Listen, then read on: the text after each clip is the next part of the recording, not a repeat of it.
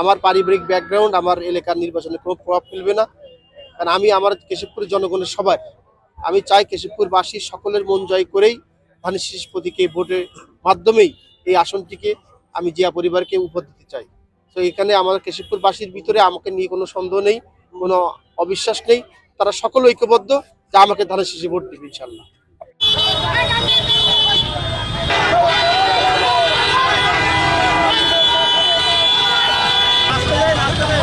মানে আমরা যারা ছাত্র রাজনীতি করি, আমাদের সবার সর্বশেষ টার্গেট থাকে যে নিজ উপজেলা বা নিজ আসনে জনগণের প্রতিনিধিত্ব করা।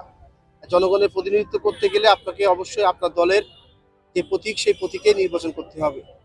আমার প্রত্যাশা ছিল, আমার আত্মবিশ্বাস ছিল যে বাংলাদেশ জাতীয়তাবাদী দল আমার দীর্ঘদিনের ত্যাগ, আমার পরিশ্রম, আমার আত্মত্যাগ এবং আমার এলাকার মানুষের যে ভালোবাসা আমার প্রতি দীর্ঘদিন ধরে দেখিয়ে এসেছে, তার মূল্যায়নে আমাকে প্রতীক দেবে। এবং আলহামদুলিল্লাহ গতকাল বাংলাদেশ জাতীয়তাবাদী দল আমার দলের ভারপ্রাপ্ত চেয়ারম্যান দেশনায়ক তারেক রহমানের আহ্বানে মহাসচিব আমাদের বিভিন্ন আসনের চূড়ান্ত মনোনয়ন প্রত্যাশীদের নাম ঘোষণা করেছেন।